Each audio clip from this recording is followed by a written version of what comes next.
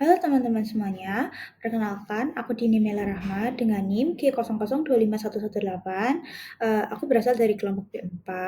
Lalu di sini aku akan menjelaskan tentang laporan 1.2 yaitu pada anatomi vertebrae, plexus brachialis, dan regio femoralis. Di sini laporan yang pertama itu aku disuruh untuk menjelaskan struktur anatomi vertebrae yang meliputi osa, ligamen, dan artikulasi. Nah, yang akan aku jelaskan pertama yaitu pada osanya. Tapi di sini aku akan menjelaskan dulu vertebrae tulang belakang dibagi menjadi 5 segmen atau kelompok utama yang tersusun dari atas sampai bawah. Segmen yang pertama itu ada vertebrae cervicalis atau leher, itu ada 7 ruas. Terletak di leher, biasanya terdiri dari 7 vertebrae cervicalis. Ciri khasnya memiliki foramen processus transversi atau lubang di tonjolan samping. Lalu ada vertebrae thoracicalis atau di dada, itu berjumlah 12 ruas. Lalu ciri khasnya berhubungan dengan costa atau tulang rusuk. Lalu yang ketiga ada vertebrae lumbales atau di pinggang, itu ada 5 ruas, terletak di punggung bagian bawah atau pinggang, biasanya memiliki badan vertebra atau korpus yang besar dan kuat. Lalu untuk yang keempat itu ada sacrum, tulang kelangkang, terdiri dari 5 vertebrae sacrales yang menyatu menjadi satu tulang yang membentuk segitiga. Lalu ada coccyx, terdiri dari 3-5 vertebrae coccyx yang menyatu.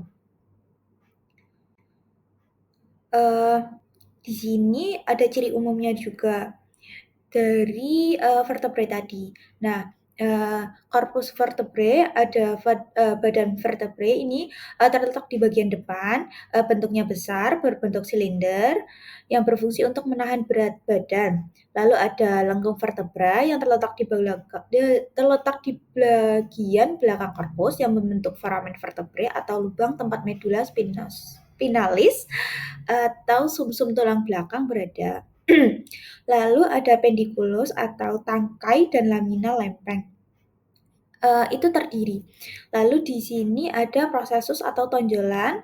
Processusnya ada spinosus, lalu ada transversus, lalu ada articularis superior dan inferior atau di atas dan di bawah.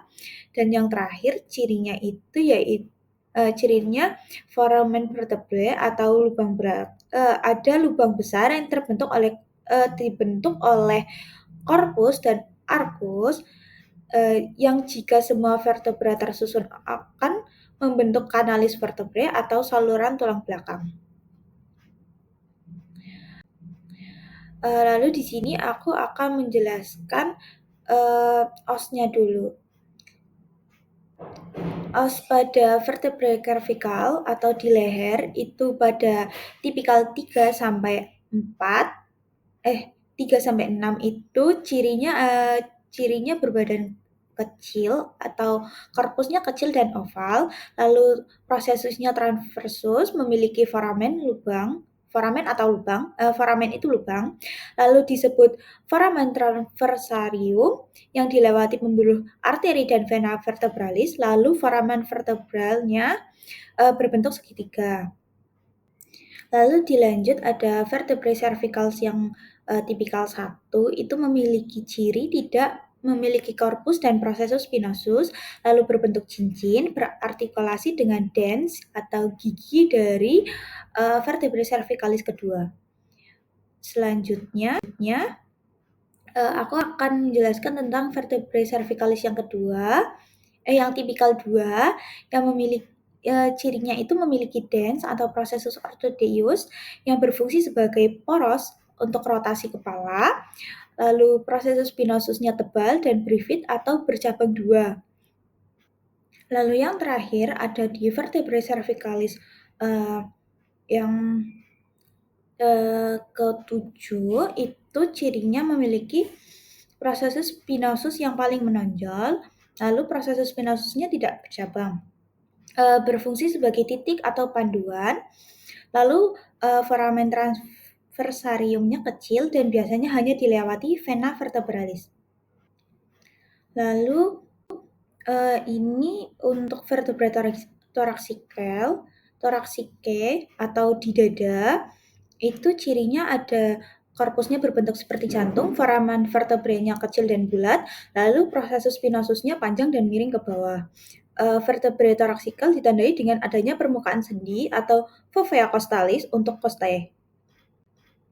Nah, fovea costalisnya itu ada fovea costalis processus transversi, lalu ada untuk berartikulasi dengan tuberculum costae.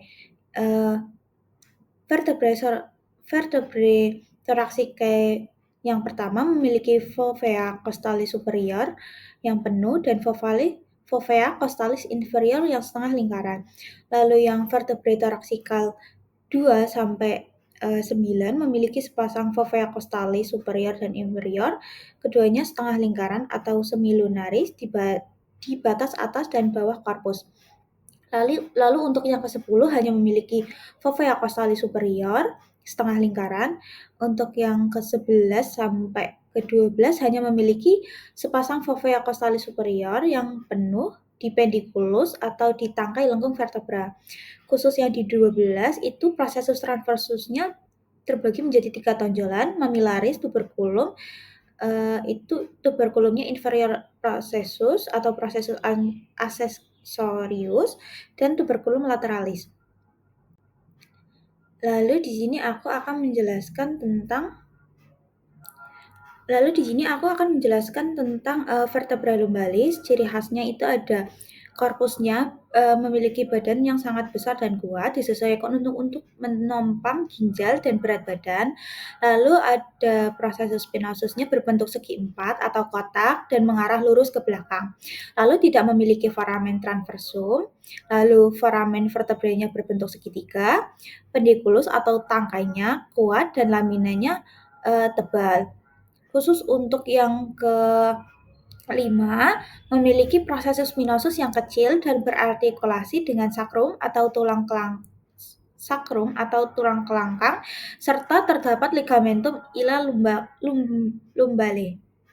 Nah, untuk sakrum sendiri ini ciri-cirinya ada jika terlihat dari depan maka sakrum akan terlihat cekung yang nantinya memperluas cavum pelvicum yang akan ditempati oleh organ-organ lainnya. Terdapat juga banyak lubang-lubang yang disebut sebagai foramina sacralia anterior yang akan dilewati oleh rami anterior nervus sacralis dan A sacralis lateralis. Lalu dapat ditemukan juga di linea transversa. Lalu pada basis oasis sacri kita dapat melihat suatu struktur yang menonjol disebut promontorium. Lalu oasis sacri merupakan tempat pelekatan M. pesoasis major dan beberapa serabut M. iliacus. Lalu pada saat kita melihat pada bagian belakang itu ada crista sacralis mediana, lalu ada crista sacralis lateralis, lalu crista sacralis medialis, hiatus sacralis, foramina sacralia posteriora, lalu cornus sacrale, terus canale sacralis, facial articularis, oasis sacri. Lalu setelah itu aku akan menjelaskan coccyx. Coccyx ini gabungan dari 4 vertebrae yang nantinya akan membentuk suatu tulang berbentuk segitiga. Basis dari coccygus akan bersendi dengan tepi bawah os sacrum, sementara apek dari os coccygeus akan didekati oleh tendo M. cinder ani externus. Di sini untuk ligamentanya itu ada ligamentum. Di sini untuk ligamentanya ada ligamentum longitudinal anterius, lalu ada ligamentum longitudinal posterius dan ligamentum supraspinal, lalu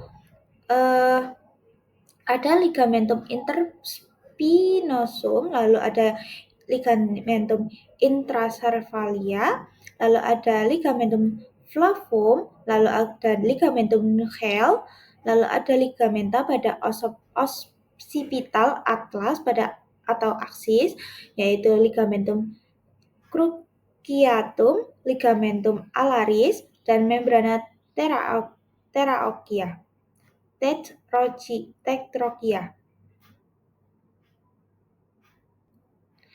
Lalu ini ada lanjutan dari ligamentum longitudinal posterior, ada ligamentum apicus dentis, membrana antoocipitalis anterior, lalu ada membrana antoccipitalis posterior.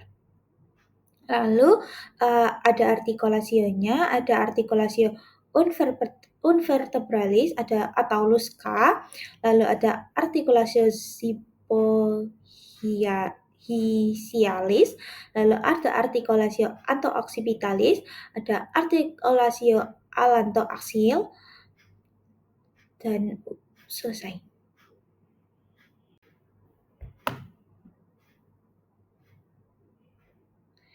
Lalu yang kedua ini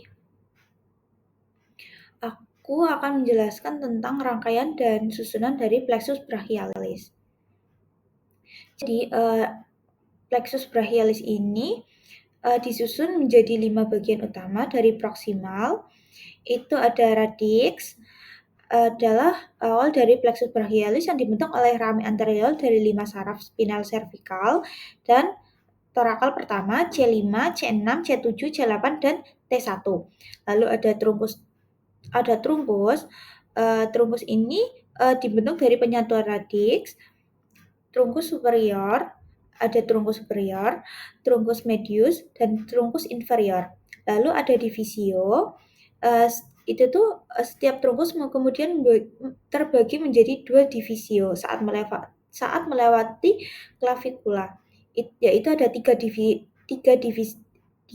divisio anterior, lalu 3 lagi divisio posterior.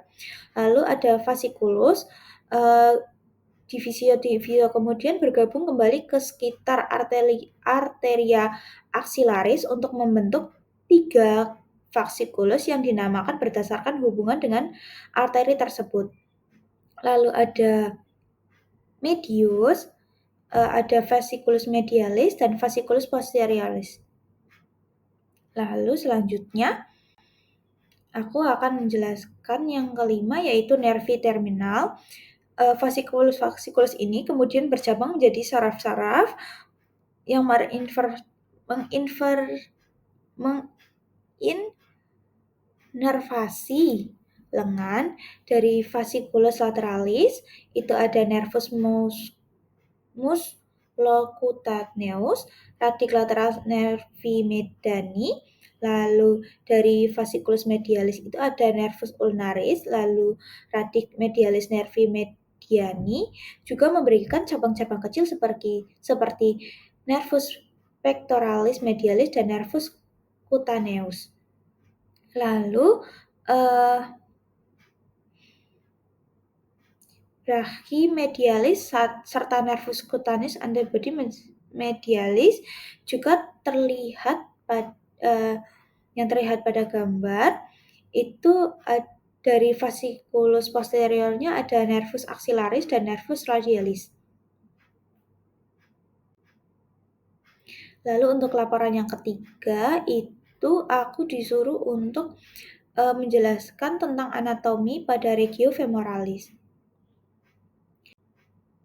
Nah, untuk regio femoralisnya itu yang pertama yang akan aku jelaskan itu ada osanya dulu. Osanya ada caput femoralis, ada column femoralis, Kranker mayor dan minor, lalu capus femoris, lalu ada candiculus medialis dan candiculus lateralis. Lalu untuk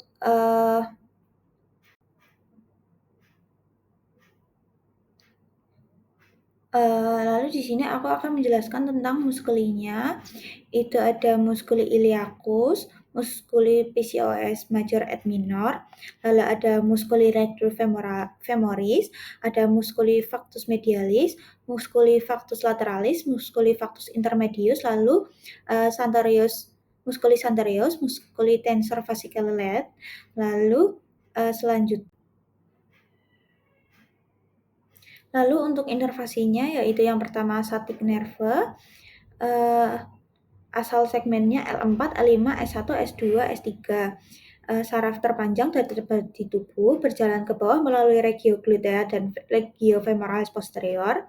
Inervasinya di regio femoralis memberikan cabang untuk mempersyarafi grup otot hamstring posterior paha sebelum membelah. Saraf ini sebenarnya terdiri dari dua komponen yang berjalan bersama dalam satu lubung, dan tibial part of short nerve atau komponen tibial akan menjadi tibial nerve di bagian distal. Ini menginervasi sebagian besar hamstring. Lalu ada common fibular part of sciatic nerve atau komponen fibularis communis akan berubah menjadi common fibular nerve di bagian distal. Ini menginervasi caput breve and baccipitis femoris. Lalu ada posterior cutaneous nerve of Ting, asal segmennya S1, S2, S3. Deskripsinya terdapat pada saraf sensoriknya yang berjalan ke bawah tungkai, terutama di bagian belakang paha. Lalu fungsinya menyediakan sensasi kulit di posterior paha dan area gluteal bawah.